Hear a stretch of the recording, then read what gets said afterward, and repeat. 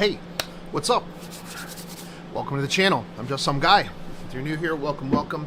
If you're not new here, well, welcome back. So I wanted to make this video yesterday, but I ended up getting like real busy with some stuff, and so I didn't. But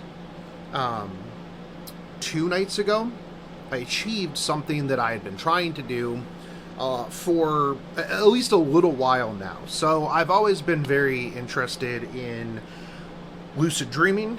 I got on this thing a long time, like not a long time ago, but quite a while ago. I had some issues with it. I kind of put it to the wayside, but that was because I had my own internal things that I needed to deal with before I could really move forward with stuff. Now, a little while ago, I went to a sensory deprivation tank, and that was really interesting, because I didn't know what I was really expecting when I went into the sensory deprivation tank. And so I don't think that when I went the first time that I got everything out of it that I could get out of it. And one of the things that I've been trying to do since then is kind of work on meditation, especially since, I'm still trying to, be healthier, be better, work on my brain, work on my body, although I do need to get back to working on my body. But I actually moved the floor, I don't think you can see it, but I moved the treadmill in here so that I can use the treadmill while I'm on work meetings and stuff like that, which is what I bought it for in the first place. So I don't know why it wasn't in here, but regardless, that's in here now. So I've been using that to keep myself active during work meetings and stuff along those lines. But all of that to say that 2 nights ago, I had a pseudo out-of-body experience. It was in the stage where you're not fully asleep and dreaming, but you are not fully awake. So it's in that in-between space. And those, if you know what I'm talking about, right? And so one of the things that I've been doing is that before I go to sleep, I've been trying to do some mantras, some word stuff, some breathing techniques to, induce lucidity in my own dreams, and also just for, meditative, get relaxed and everything before I go to sleep. I've also been combining a lot of this with things like binaural beats, and just kind of going through a whole bunch of different things to see what works. I've actually put together like a playlist on YouTube of specific like sounds that I notice will induce more vivid dreams versus like some of the other ones. And so I bookmarked them and things along those lines, and I'm trying to very kind of scientifically track and reproduce the things that I'm looking to get out of this. Now, you might be saying, well, why do you want to do this? Why not? Realistically, the thing is, like I said, lately I've been very interested in, what is consciousness? What are we? Are we just computers? And esoteric stuff like that. Something I've always really been kind of interested in. But the more that I work with algorithms, artificial intelligence, the more I want to understand what makes us us. And just, I don't know, I just want to find out, right? It's the curiosity aspect. Is the curiosity aspect what makes us us, right? Because, yeah, and so that's one of the big things, right? And so one of the things I was doing was I was just reciting that, I am a signal. I'm ready to receive whatever it is that the universe is looking to give me. And I remember very specifically because I was wearing a certain shirt to bed. It was this kind of off-green shirt that my mom got me when she went to Vegas and it was like, it's like a dragon shirt because she went to one of the casinos and it was there. And so that was one of the things that like very much stood out to me, right? Because it's not like when I laid down I thought, I'm wearing this shirt.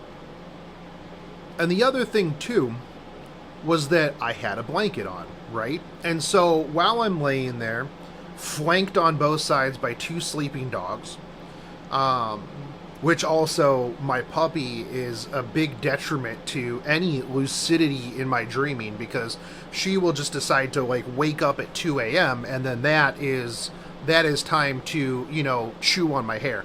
Regardless of that, I was doing some mantras, some things that I had been working with. Actually been working with ChatGPT to kind of make a couple of things to, you know, to kind of center myself and connect with like the greater overall universe and stuff like that. And so I was just kind of reciting a lot of this, and I had on some 4 hertz theta binaural beats, I think it was.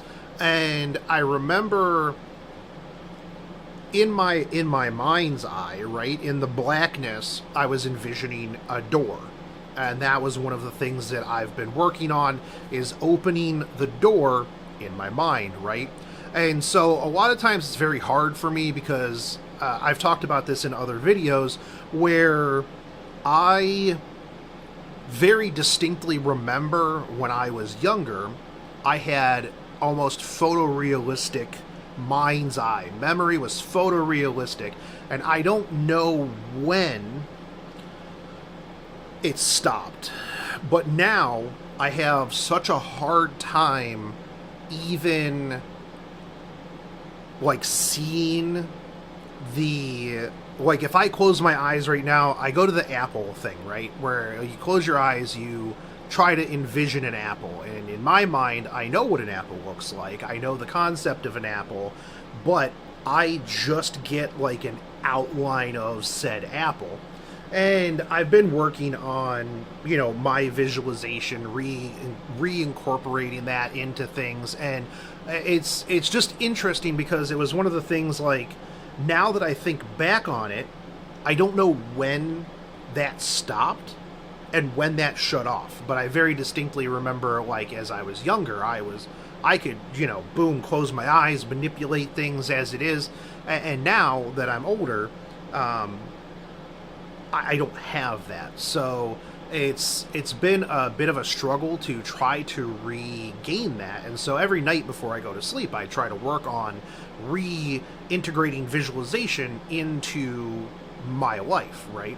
And so one of the things is that when I go to sleep, I tell myself that, I'm waiting for a signal, I'm going to become lucid tonight, and I try to envision my door, and then I try to envision opening that door. And 2 nights ago, I actually was able to open the door, and I very distinctly remember this because I was, in my head, I remember being kind of ecstatic that I was able to make that door, right? This kind of goes back to like my first sensory deprivation float, where regardless of how much time passed, at some point I actually started to be able to visualize, and I remember seeing this like from the bottom corner of my vision, almost as if it was coming out from behind the black curtain that was my vision. I saw this hand with this golden apple, and it was an immaculate golden apple. That was like one of the big things that really stood out to me.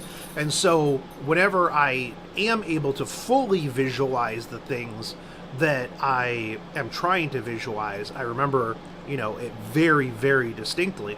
And so I opened the door, and in that moment, my perspective shifted, and it was just quite literally just straight on. I could see myself, and the thing is though, is I could see distinctly my shirt, like below the blanket that I had on. So like I was pulling away from my body, but things around me were pseudo transparent. And I remember getting like feeling like I was about halfway out, and then I tried to move my arms, but I was trying to move my body's arms. And then, you know, when you have sleep paralysis, I just started freaking out, and then I woke up.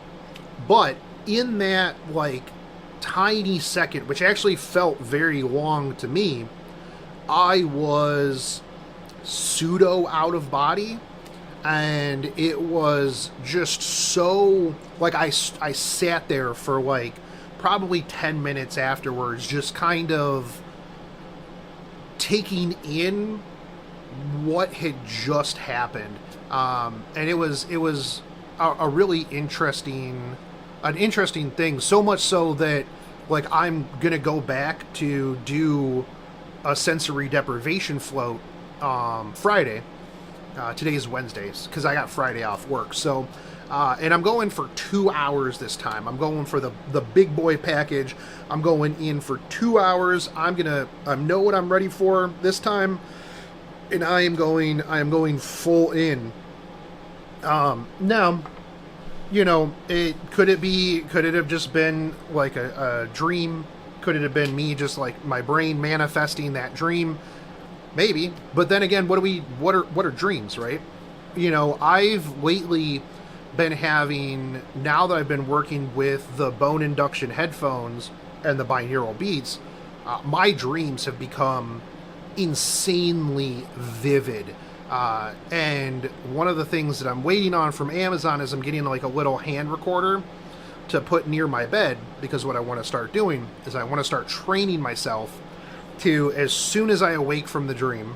And one of the things too is I've been checking with my Oura Ring, and it's almost like I have these episodes of dreams, and you can see from my sleep pattern of my Oura Ring, like I will sleep for a couple of hours, and then I wake up for like 5 minutes, and then I sleep, and then I wake up, and then I sleep, and then I wake up.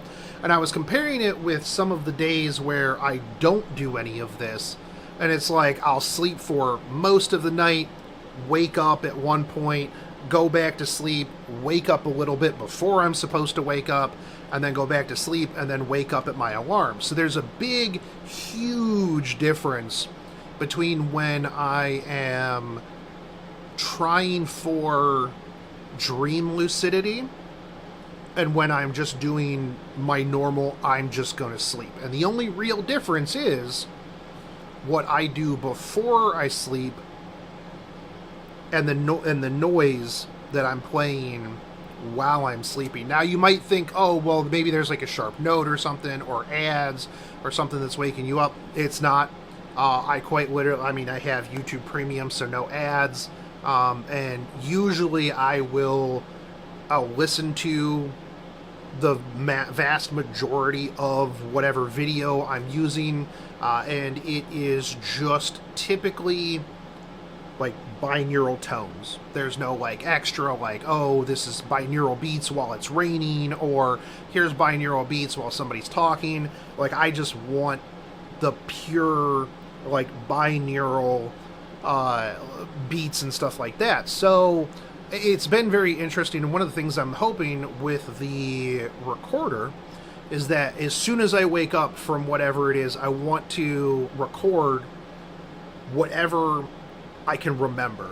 Because whenever I compartmentalize right after I wake up, especially if it's like real weird, right? Because like one of the ones that stuck out to me, and this was freaking weeks ago, I think. I don't know. I remember telling Jonas about it a while ago. But like I was on this giant bus, right? And there was a cosplay contest or something along those lines, and I was helping somebody out with their cosplay because I used to actually be a prop maker back in the day, right?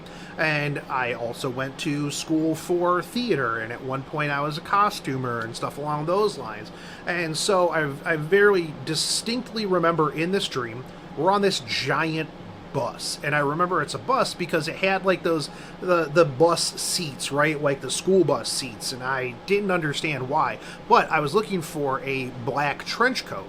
for this person's cosplay. And I remember that I had stuffed it underneath one of the seats, and when I went back to look for it, it wasn't there. And I remember getting very, very upset because they were about to go on. I couldn't find this trench coat. I was, freaking out about it. And then they were called up next, and they told me that I had ruined their whole entire weekend, and then I woke up after that. Now, what does that mean? I don't know. I don't really remember who the cosplayer was. It's not like it stuck out in my mind that, like, oh, this is a person who, was a friend, and then I let them down, and this is my own internal whatever. And it was just so weird to me.